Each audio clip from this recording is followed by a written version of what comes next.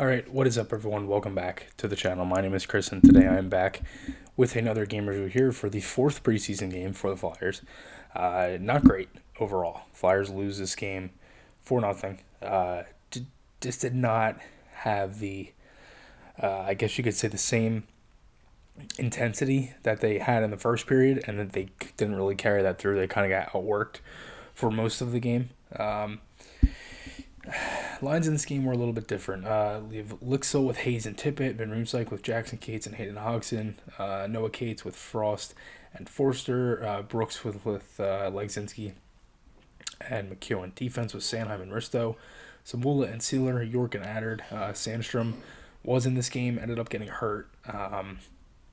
Was supposed to split. He played the first period, ended up having a lower body injury, so Grosnick played the second and the third, so that's obviously very unfortunate because Sandstrom's had a really good preseason for what we've seen from him.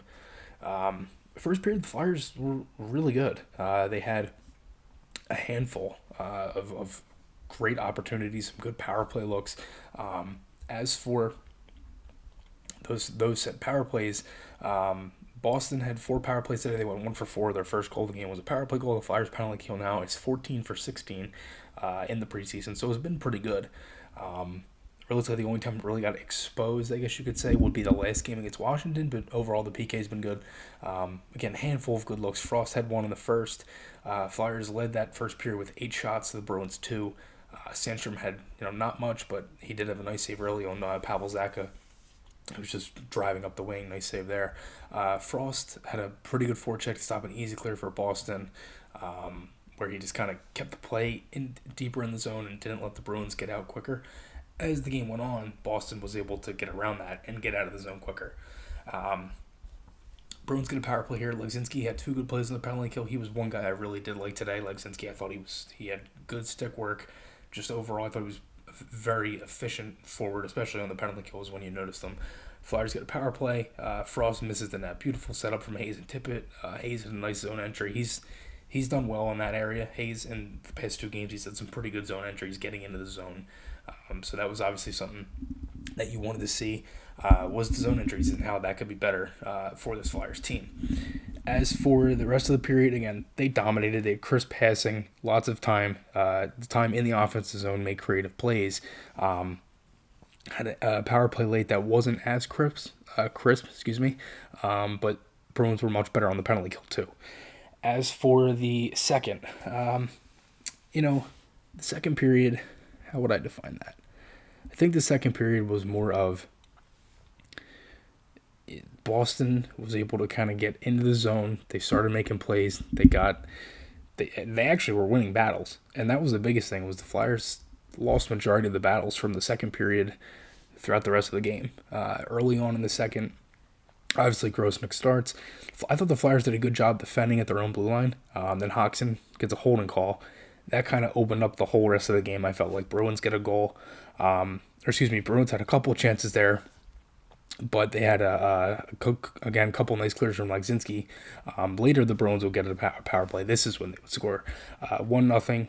It was just a tip from a point shot from McLaughlin, and ended up going in right there. So unfortunate because Grosnick got a piece of it, but it still goes in. It was definitely mostly Bruins that period. The Flyers really didn't have anything. They were stuck at 13 shots for a while, just flat, really flat. And it's been a pattern, and I know Torts doesn't want to compare it to last year, and I agree with him. I don't want to compare it to last year either, but it's been a pattern these last 3 games, and it's something they definitely want to clear up.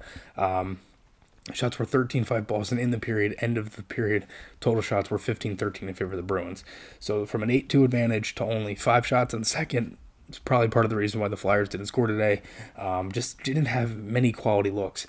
Had a lot in the first, couldn't do it in the second. Boston obviously played better. They had more veterans in this lineup too. Again, I'm not going to overreact on a preseason game because, again, it's still a different mix of lines, and some guys are playing and some guys aren't. Some guys coming back, that whole different thing. I think these next 2 games are going to be really the telling of who's going to be on the roster, and also Torts hasn't even been behind the bench yet. So we'll see how that can kind of change throughout these next 2 games. But in the third, very similar. Sandstrom again out with the rest of the game. The initial plan was to have a split, so that was very unfortunate. 2-0. Just brutal shift. They got bodied the entire shift. They lost pretty much every puck battle that led up until this goal. They just got outworked, and that was the problem for most of this game, was they got outworked. So Bruins get another goal, 3-0 from Beecher, which was a tip on the glove side, and then an empty net goal, and the Flyers did a 6-on-4 and just could not do anything on a 6-on-4 when you had two guys and you had a two-man advantage with the empty net pulled on a power play. So that's part of the reason too, is the power play hasn't been able to create much outside of the goal from the first game against Boston from Noah Cates. They haven't really done much on the power play. Again, they had looks in the first, didn't capitalize. So these next two games, what I'm looking for is how Torts and that can kind of change behind the bench, because he hasn't been behind the bench. I'm also looking for what they kind of do with the goaltending now, since Hart is day-to-day, and now Sandstrom is lower body injury. We'll see if there's any update on him, but again, it's very it's tough because so many of these guys are battling for spots. They just haven't been able to create as much offense as I maybe initially thought.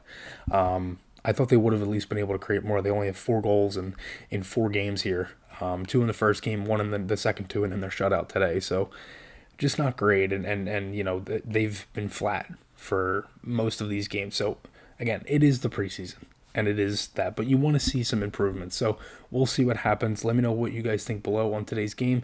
Again, do apologize for the different kind of setup as well. I will be back to that tomorrow. So yeah, hopefully you guys enjoyed it. Remember, we're on the road to 2,000 subscribers, so check that out. And yeah, again, if you like this video, hit that subscribe button, and yeah, let's see what happens here. So Flyers fan club meeting is coming up as well. You have Zach McEwen, who's going to be at our meeting on the 5th of October, this upcoming Wednesday. So if you want to go to that, that's at Harris Casino in Westchester.